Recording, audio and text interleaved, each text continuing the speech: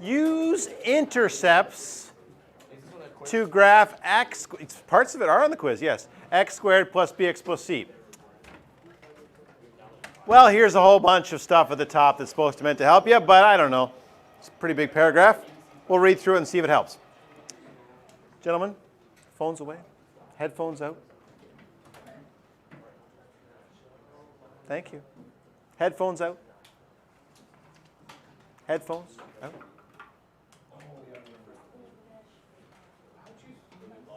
Phones down. Headphones out. Thank you. All right. Given the standard form of a quadratic relation, what's standard form? We'll talk about that. Identify the value of the product and sum, the two numbers that multiply to get the last number c and the middle number b. Wow, wordy. Wordy, this explanation. Needed to factor, express relation in factor form. Okay, after all that, there's the word I want to focus on. It says factor it. And these are trinomials. So I did one for you here. I said, here's how to factor trinomials, and this is on the quiz tomorrow. You look at this and you go, okay, what multiplies to 5 and adds to 6? And maybe those numbers are so small that you can do it in your head. Maybe. But if you can't, then I'll have multiplication tables for you. And we're looking for two things that multiply to 5 and add to 6. So you look out until you find a 5 out there somewhere. There's a 5. See? 1 times 5 is 5. Do those two numbers add to 6? Yes. Yes. Sometimes you just get lucky, and bang, you got them. They're not meant to be really hard.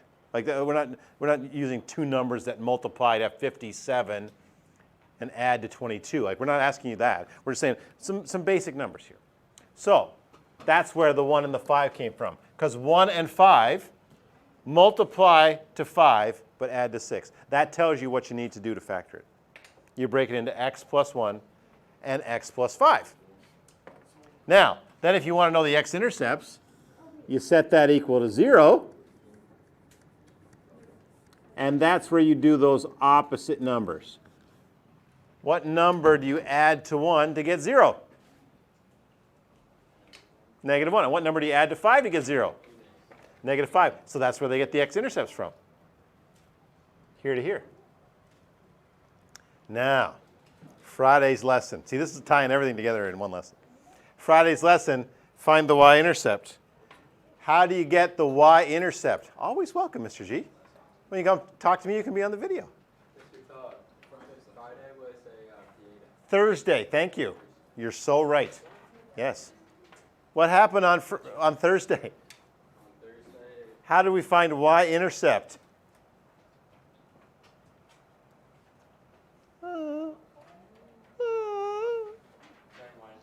Set x to 0. Let me write that in here. Set x equal to 0. And by the end of the lesson, you found that fairly easy because you went over here and said, well, 0 squared is 0. 6 times 0 is 0. There was the y-intercept. Remember how fast this went? You just picked them off the end there. Maybe after realizing that, maybe what you'd like to do is write all these take a second right now and write all these y-intercepts in. Now that memory is back from Thursday, maybe you'd like to write all the y-intercepts down there and just go, let's get that done. Get all the y-intercepts. What's the next one? What's the y-intercept of b? Yeah. Negative 5. Somebody else. What's the y-intercept of c? Negative 5. Yeah. What's the y-intercept of D? 5. And what's the y-intercept of E?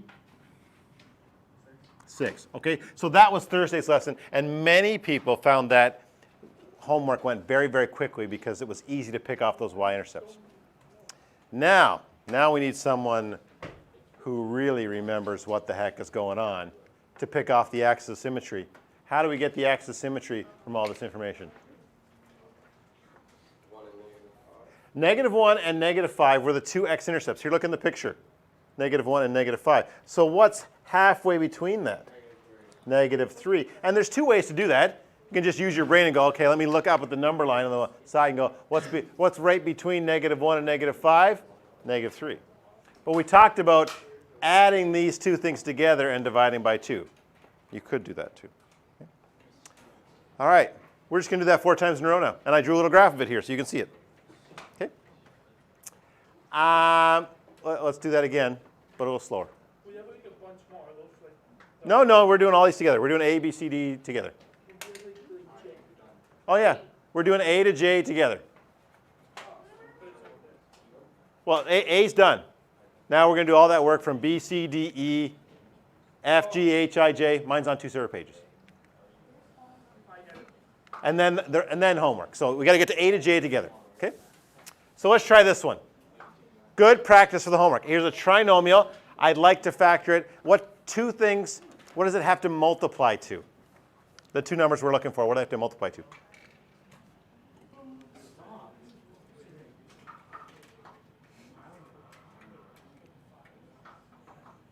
Does it have to multiply to the negative 4 or multiply to the negative 5? The 5. So we're looking for two things that multiply to negative 5 but add to negative 4. And if as I write multiply and add there, you're like, hey, I like that new move you're doing where I just write underneath add and multiply because it tells me what I'm looking for. Yeah, I like that. So now we go to our, maybe you're good at these. Yeah? Or maybe you like using your calculator. But if not, the multiplication table, I'm looking for things that multiply to negative 5. So I go out here and I look for a 5. There, I found one there. There's a 5. Yes? You can put a little dot there. That's the 5 I'm looking at. Can 5 and 1 add to, I've already forgotten. What is it? Add to negative 4. Is there a way for 1 and 5 to add or subtract to negative 4? Yeah, it works. So I can write this. The two numbers I'm looking for are 1 and 5. That's not correct. That's not quite correct. It's really close. 1 and negative 5. Because 1 times negative 5 is negative 5. But when I add 1 and negative 4, I do get negative 4. And that helps me to factor. That's all there is to trinomial factoring. I'm not claiming that's easy, but that's all there is to it, is you look for the two numbers that multiply to the last number and add to the middle number. That's trinomial factoring. So what are the two zeros then? If I want this to be 0, what number is going to make that first bracket 0? Negative 1. And what number is going to make that second bracket 0? Positive 5 this time. Always the opposite of what's in the brackets when we're trying to find zeros. We already did the y-intercept. How about the axis of symmetry? How did you do it? The ruler? That's interesting. How did you do it with a ruler? He used his ruler like a number line. How did you get negative 1? He just visualized the negative 1. You're lucky in this class. Mr. G puts up the number line up there. And so let me put my two hands on, what are they? Negative 1 and 5. And are you ready? I'm going to go to the center.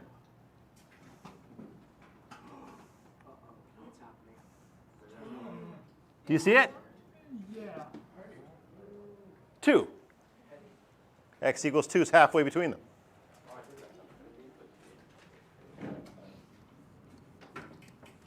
And all of that information apparently is enough to get a nice little graph of this parabola. Let's see. X-intercepts about negative 1 and about 5. We're just estimating on the graph here. There's about where negative 1 and 5 would be for x-intercepts. The y-intercept is at negative 5, down here somewhere. And the axis of symmetry is at x equals 2, right about here.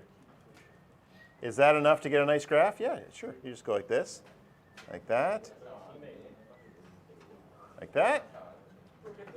Something like that, where this is negative 1 and this is 5. We're not trying to be perfect here on this particular lesson. We're just trying to go, oh, using just the little information I have, I can get a decent little graph of the parabola, what it looks like.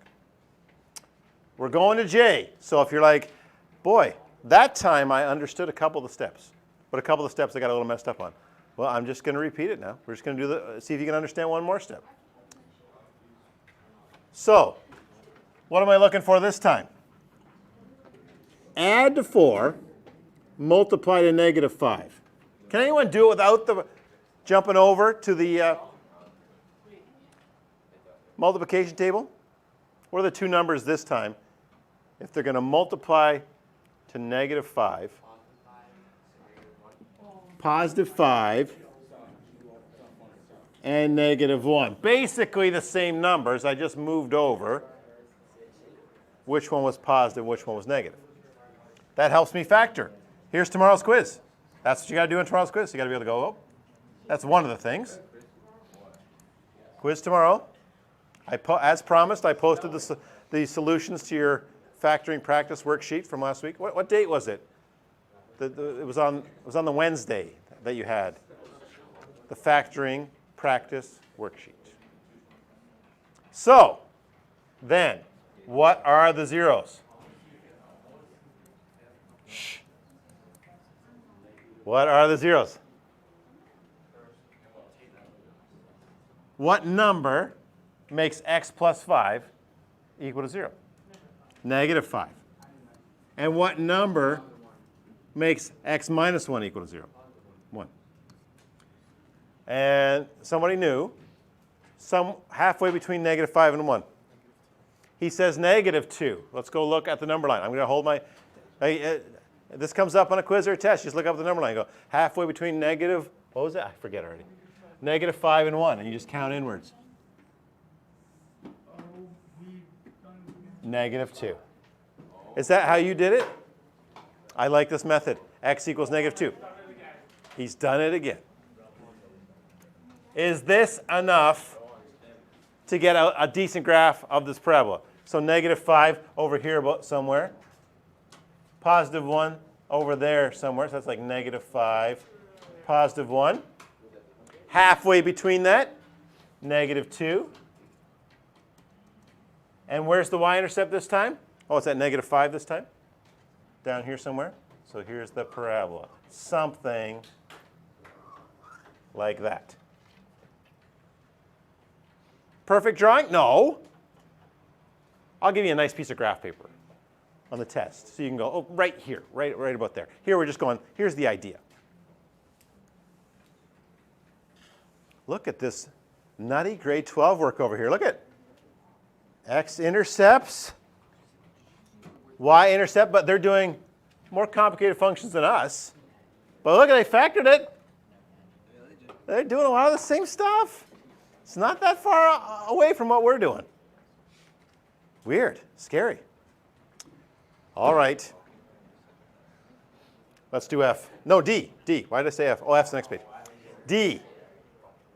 Two numbers that, no, you try it. You try it right now. See if you can find the two numbers that multiply to 5, but add to negative 6. Shh, don't yell them out. You try it. You try it on your own. Look at all of those. Multiply to 5, add to negative 6. Look at my table. Multiply to 5, but add to negative 6. Try it right now. Don't wait around. Who's got it?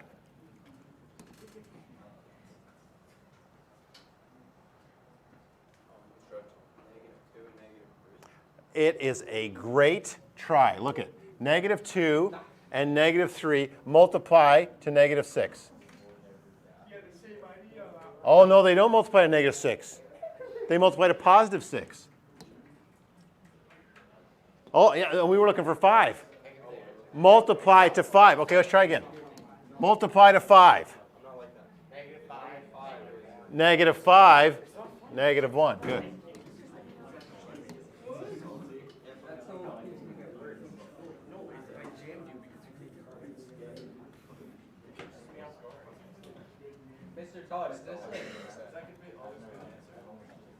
What's that? No, I just did a bunch in a row with 5s. We're going to get on here when we do these ones, 9, 6, 12. You know, it's going to change as we go along. I just did a bunch with 5 in a row just to sort of get the idea with a number with fairly repetitive numbers. That's a good question. Why are there always 5s and 1s? That's just the ones I made up. So what number, where you subtract 5, you get 0?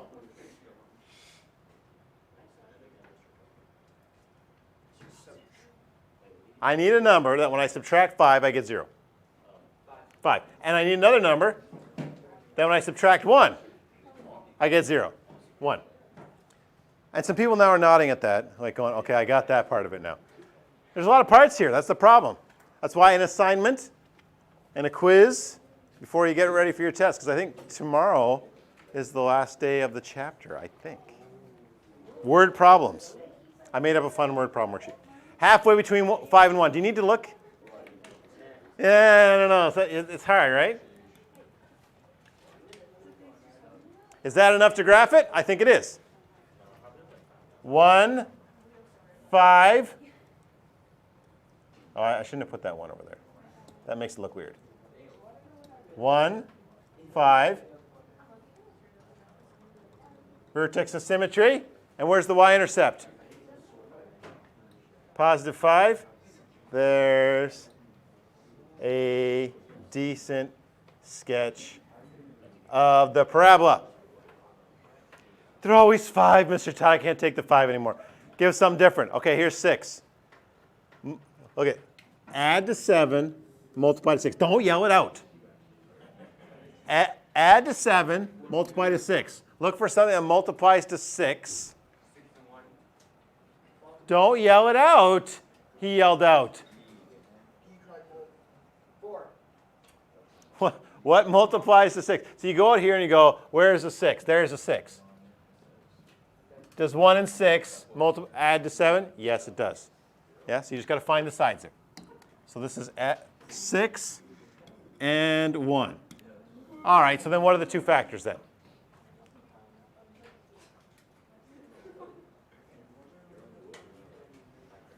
Those numbers tell me what factor to use, x plus 6 and x plus 1. And if I want to find the zeros, I make y equals 0. And so what are the zeros?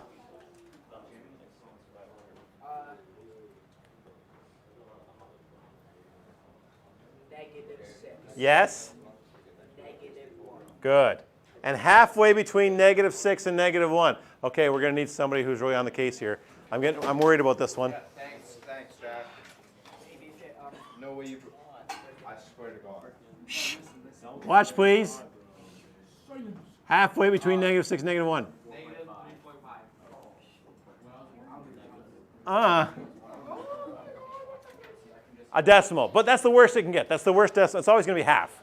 Half's going to be the worst here. So this is x equals.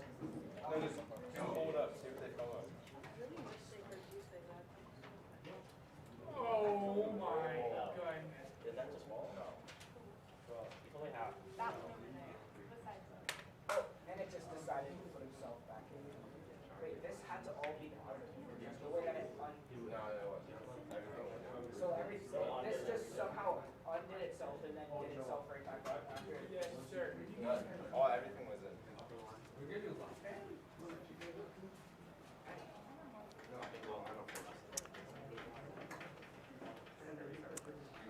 Any questions? Well, we're going to switch the class around today. Here's what I'm going to do. I'm going to stop there for a little bit. I want you to take, how many minutes will it take to do F to J? 3 minutes each? Is that too little? Is that, I wasn't trying to be difficult. Like, is it 3 minutes each? 3 times 5. I'll set a 15-minute timer. See how many you can do in 15 minutes. Like, really try. And then we'll take them up in about 15 minutes, okay? Try it right now. And I'll make a separate video out of it.